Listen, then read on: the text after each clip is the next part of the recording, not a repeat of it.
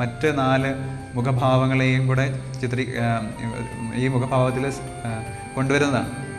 അപ്പോൾ ഈ പെയിൻറ്റിങ്ങിന് ഞാൻ പേരിട്ടിരിക്കുന്നത് നൊസ്റ്റാൾജിയ എന്നാണ്.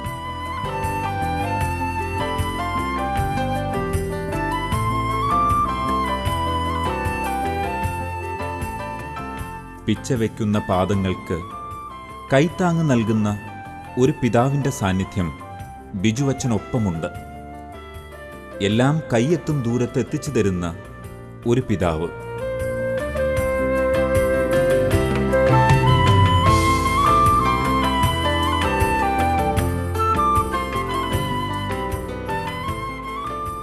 ആദ്യത്തെ എക്സിബിഷൻ നടത്തുമ്പോൾ തന്നെ അത് ഗാലറിക്കാർ സ്പോൺസർ ചെയ്യുന്നതായിരുന്നിട്ട് കൂടി ഒരു റിസ്ക് ഉണ്ടായിരുന്നു അതിനകത്ത്. അത് സക്സസ് ആവുമോ ഇല്ലയോ എന്നുള്ളൊരു ശങ്ക മനസ്സിലുണ്ടായിരുന്നു. അപ്പോൾ അതിൻ്റെ പിന്നാമ്പുറത്ത് ഞാൻ ആദ്യം തന്നെ ദൈവത്തോട് പറഞ്ഞു, ദൈവമേ, ഞാൻ ഈ എക്സിബിഷൻ സക്സസ് ആവുകയാണെങ്കിൽ അതിൽ ചേർത്ത് വയ്ക്കാൻ വേണ്ടി ഒരു നിയോഗമുണ്ട് എനിക്ക്.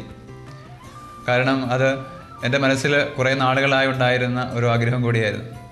ഞങ്ങളുടെ സെമിനാരിയുടെ തൊട്ട് പിറകിലൊരു ചേരിയുണ്ട്, വളരെ വലിയൊരു സ്ലമ്മാണ്. ആ സ്ലമ്മിലെ കുട്ടികളെ കാണുമ്പോൾ എൻ്റെ മനസ്സിലൊരുതരം വേദന ഉണ്ടാകുമായിരുന്നു.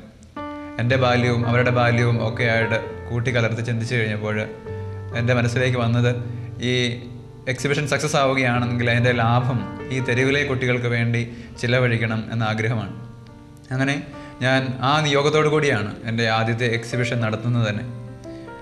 അതിന് തൊട്ട് മുമ്പ് അവിടെ എക്സിബിഷൻ നടത്തിയ പല ആർട്ടിസ്റ്റുകളുടെയും എക്സിബിഷൻ അത്ര വിജയിച്ചില്ല. എന്നിട്ട് കൂടിയും ഞാൻ ഒരു അമച്വറായിരുന്ന, ഞാൻ പ്രത്യേകിച്ച് പ്രൊഫഷണൽ ബാക്ക്ഗ്രൗണ്ട് ഇല്ലാതിരുന്നിട്ട് കൂടിയും ഞാൻ എക്സിബിഷൻ നടത്തുമ്പോൾ ഉദ്ഘാടനം കഴിഞ്ഞ് 1 മണിക്കൂറിനകം തന്നെ എൻ്റെ പെയിൻറ്റിങ്ങുകൾ പകുതിയിലധികം വിറ്റുപോയി. അതെനിക്ക് വലിയൊരു പ്രചോദനമായി. കാരണം എൻ്റെ ജീവിതത്തിൽ ദൈവം ദാനമായിട്ട് നൽകിയ ഈ കഴിവ് ഉപയോഗിച്ചുകൊണ്ട് പാവപ്പെട്ടവരെ സഹായിക്കുവാനായിട്ട്, പ്രത്യേകിച്ച് അനാഥരായിരിക്കുന്ന കുട്ടികളെ സഹായിക്കുവാനായിട്ട് സാധിക്കും എന്നൊരു ചിന്ത എൻ്റെ മനസ്സിൽ ദൃഢമായിട്ട് വളർന്നു.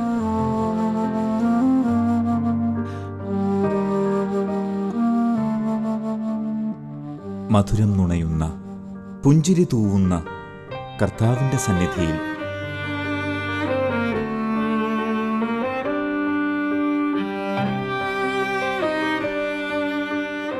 ഞാൻ സെമിനാരിൽ ചേരുമ്പോൾ ഒരിക്കലും ഒരു തിരിഞ്ഞ നോട്ടം ഉണ്ടാവില്ല എന്ന വിചാരത്തോടെയാണ് പോയത്. അതിനിടയിലാണ് എൻ്റെ ആത്മസുഹൃത്തായിരുന്ന ബോബി പോളിൻ്റെ മരണം. അതെനിക്കൊത്തിരി താങ്ങാനാവാത്ത ബുദ്ധിമുട്ടായി എൻ്റെ ജീവിതത്തിൽ അവശേഷിച്ചു. പിന്നീട് വർഷങ്ങൾ കഴിയുന്തോറും ഓരോ പ്രശ്നങ്ങളും പ്രതിസന്ധികളും എൻ്റെ ജീവിതത്തിൽ ഉണ്ടായിക്കൊണ്ടിരുന്നു. അതിൽ ഒന്നാണ് വീട്ടിലുണ്ടായ സാമ്പത്തിക ബുദ്ധിമുട്ടുകൾ. രണ്ടാമത് അതേ തുടർന്ന് മമ്മിക്ക് ഒരു അസുഖം പിടിപെട്ടത്, അൽഷിമേഴ്സ് ഡിമെൻഷ്യ എന്ന് പറയുന്ന അസുഖം ബാധിച്ച് മമ്മി തീർത്തും കിടപ്പിലായത്. അമ്മയില്ലാത്ത വീട് നൊമ്പരങ്ങളുടെ ഒരു അനുഭവമാണ്. ഇങ്ങനെ കുറേ പ്രശ്നങ്ങൾ എൻ്റെ സെമിനാരി ജീവിതത്തിനിടയിൽ തന്നെ ഉണ്ടായിട്ടുണ്ട്. എൻ്റെ വീട്ടിലെ സാമ്പത്തിക പ്രശ്നങ്ങൾ വളരെ അത്ഭുതകരമായ രീതിയിൽ ദൈവം ഇടപെട്ട് മറ്റ് വ്യക്തികളിലൂടെ ദൈവം കൈകാര്യം ചെയ്യുകയും ക്രമീകരിക്കുകയും ചെയ്തു എന്നത് എൻ്റെ ജീവിതത്തിലെ ഏറ്റവും വലിയ ദൈവാനുഗ്രഹമായിട്ട് ഞാൻ കരുതുന്നുണ്ട്.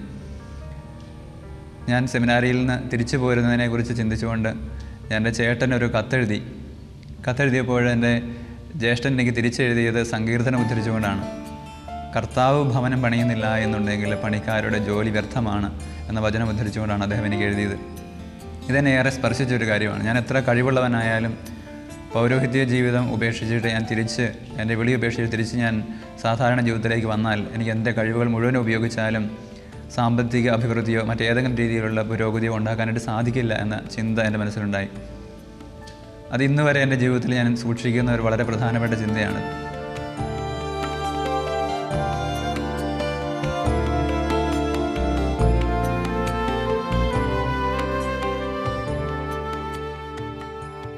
ദിവ്യരക്ഷക സഭയിൽ ഞാൻ സെമിനാരിയിൽ ചേർന്നു. ദിവ്യരക്ഷക സഭ 1732 വിശുദ്ധ അൽഫോൻസസ് ലിഗോരിയാൽ സ്ഥാപിതമായ സഭയാണ്. ഇന്ന് ലോകത്തിലെ 77 രാജ്യങ്ങളിൽ സഭയിലെ അംഗങ്ങൾ വർക്ക് ചെയ്യുന്നുണ്ട്. കേരളത്തിൽ 7 ഭവനങ്ങൾ ഇന്ന് ഞങ്ങൾക്കുണ്ട്. ദിവ്യരക്ഷക സഭയിൽ ഒരു വൈദികനായിട്ട് ചേർന്നപ്പോൾ മുതൽ പെയിൻറ്റിങ്ങിന് എന്നെ എൻ്റെ അധികാരികളെ സഹായിക്കുകയും പ്രോത്സാഹിപ്പിക്കുകയൊക്കെ ചെയ്യുമായിരുന്നു. എനിക്കുണ്ടായിരുന്ന കഴിവുകൾ വളർത്തിയെടുക്കുവാനായിട്ട് അവർ വളരെ ആത്മാർത്ഥമായിട്ട് എന്നെ പ്രോത്സാഹിപ്പിച്ചിട്ടുണ്ട്.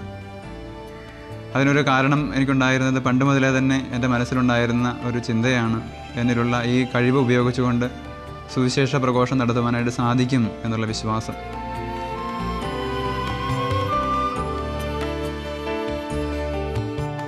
ചിത്രകലയ്ക്കൊപ്പം സാഹിത്യരചനയുടെ ലോകത്തിലേക്കും ബിജു അച്ഛൻ സഞ്ചരിക്കുന്നു.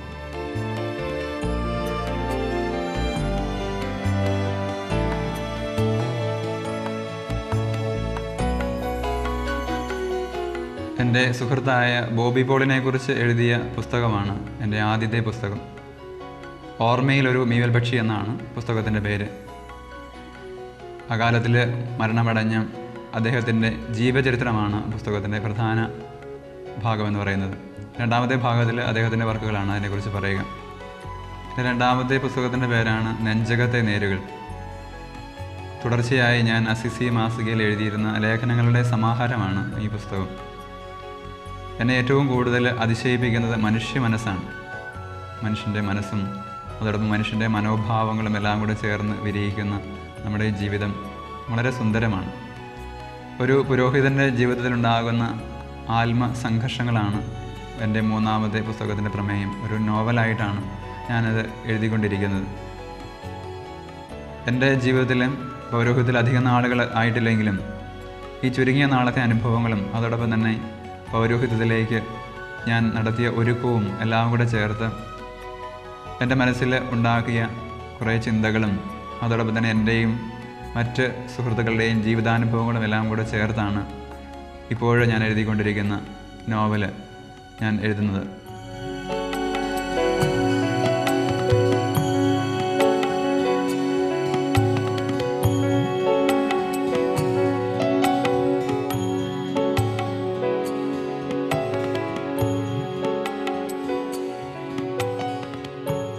നോവലിനെ കുറിച്ച് ചിന്തിച്ചപ്പോൾ ഞാൻ ആദ്യം 3 ആഴ്ച കുമളിക്കടുത്തൊരു ആശ്രമത്തിൽ ധ്യാനിക്കുവാനായിട്ട് പോയി.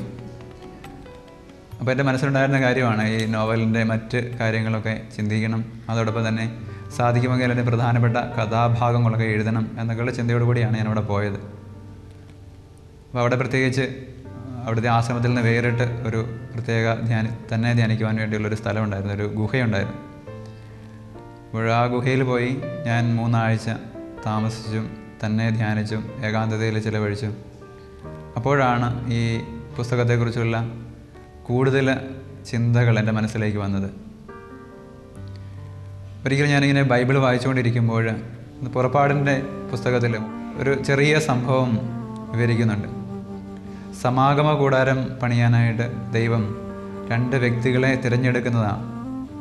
ബസാലേലും ഒഹോലിയാബ് എന്ന് പറയുന്ന 2 പേര്, ബസാലേൽ ഒഹോലിയാബ് എന്ന് പറയുന്ന 2 പേരെ സമാഗമ കൂടാരം പണിയാനായിട്ട് ദൈവം വിളിച്ച് അവർക്ക് ജ്ഞാനവും കഴിവും കൊടുക്കുന്ന ഒരു രംഗം ഈ പഴയ നിയമത്തിൽ ചിത്രീകരിക്കുന്നുണ്ട്.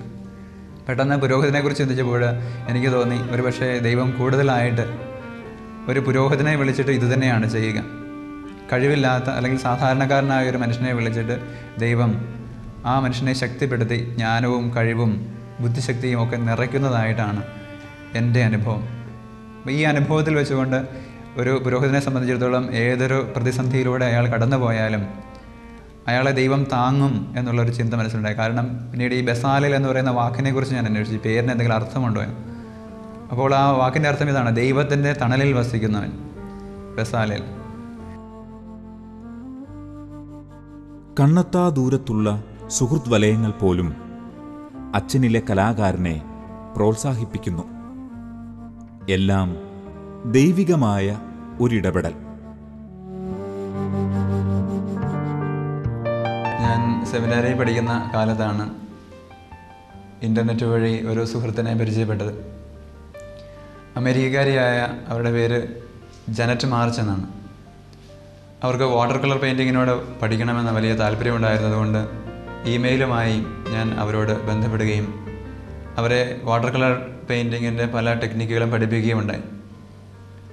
പിന്നീട് ഒരു പ്രതിനന്ദി എന്നവണ്ണമാണ് ഞാൻ എൻ്റെ ഓർഡിനേഷൻ്റെ സമയത്ത് ഓർഡിനേഷന് സമ്മാനമായിട്ട് അവർ എനിക്ക് അമേരിക്കയിൽ നിന്നും ഒരു കെട്ട് പുസ്തകങ്ങൾ അയച്ചു തന്നു. അത് ശരിക്കും എന്നെ വളരെയേറെ സ്വാധീനിക്കുകയും സഹായിക്കുകയും ചെയ്തിട്ടുണ്ട്. കാരണം ഒരുപക്ഷെ ഇന്ത്യയിൽ കിട്ടാൻ സാധ്യതയില്ലാത്തതായ ഇതുപോലെ ഉള്ള വിലപിടിച്ച പുസ്തകങ്ങളാണ് അവരെനിക്ക് ഓർഡിനേഷൻ അയച്ചു തന്നത്. അത് എന്നെ എൻ്റെ ചിത്രകലാ ജീവിതത്തിൽ ഒരുപാട് എന്നെ സ്വാധീനിച്ചിട്ടുണ്ട്. ഒരുപാട് കാര്യങ്ങൾ പഠിക്കുവാനായിട്ട് എനിക്ക് സാധിച്ചിട്ടുണ്ട്. അതുപോലെ തന്നെ കോട്ടയത്ത് ഞാൻ പെയിൻറ്റിങ് എക്സിബിഷൻ നടത്തുമ്പോൾ പരിചയപ്പെട്ട റോസമ്മ എന്ന് പറയുന്ന ഒരു ആൻറ്റി, അവർ കാനഡയിലായിരുന്നപ്പോൾ അവരുടെ കയ്യിലുണ്ടായിരുന്ന ചിത്രകലയെ സംബന്ധിച്ച ചില പുസ്തകങ്ങൾ ഇന്ത്യയിൽ കൊണ്ടുവന്നത് എനിക്ക് സമ്മാനമായിട്ട് തരികയുണ്ടായി. ഇങ്ങനെ ഒരുപാട് പേര് എൻ്റെ ചിത്രകലാ ജീവിതത്തിൽ പരോക്ഷമായെങ്കിലും ദൈവിക ഇടപെടൽ എന്ന വണ്ണം എന്നെ സ്വാധീനിക്കുകയും സഹായിക്കുകയും ചെയ്തിട്ടുണ്ട്. എന്നിലെ എൻ്റെയും നിന്നിലെ നിൻ്റെയും സൗന്ദര്യത്തെ തിരിച്ചറിയുക. ഇന്ന് കലാകാരന്മാരെക്കുറിച്ച് പൊതുവെ ചിന്തിക്കുമ്പോൾ ആളുകളും കലാകാരന്മാരും അവരെക്കുറിച്ച് കാണുന്നതും അവരുടെ ജീവിതത്തെ കാണുന്നതും അവരുടെ രൂപം തന്നെ പൊതുവെ താടിയൊക്കെ നീട്ടി മുടിയൊക്കെ വളർത്തി ഒരു ജട പിടിച്ച ഷാബിയായിരിക്കുന്ന ഒരു വ്യക്തിത്വമായിട്ടാണ്.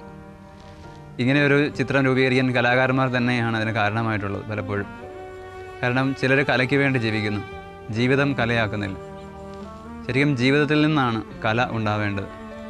ജീവിതത്തിലെ സൗന്ദര്യം ഇല്ലാത്ത ഒരാൾക്ക് ഒരിക്കലും സൗന്ദര്യാത്മകത ആവിഷ്കരിക്കാനായിട്ട് സാധിച്ചുവെന്ന് വരില്ല. അഥവാ ആവിഷ്കരിച്ചാൽ തന്നെ അത് ഒരുപക്ഷെ കാപട്യമായി പോയേക്കാം. സ്വന്തം ജീവിതത്തിലെ പ്രസാദാത്മകതയും സൗന്ദര്യവും കണ്ടെത്തുവാനായിട്ട് നമുക്ക് സാധിക്കുമ്പോൾ നമ്മുടെ സർഗാത്മകതയിൽ അതിൻ്റേതായ വ്യത്യാസമുണ്ടാകും. എൻ്റെ വ്യക്തിപരമായ ജീവിതത്തിൽ നിന്ന് ഞാൻ മനസ്സിലാക്കിയ ഏറ്റവും പ്രധാനപ്പെട്ട കാര്യവും ഇതുതന്നെയാണ്. ജീവിതത്തിൽ പ്രസാദാത്മകതയും സൗന്ദര്യവും ഉണ്ടാകുമ്പോൾ നമ്മുടെ ആവിഷ്കരണത്തിലും അതിൻ്റെ പ്രസാദാത്മകതയും സൗന്ദര്യവും ഉണ്ടാകും.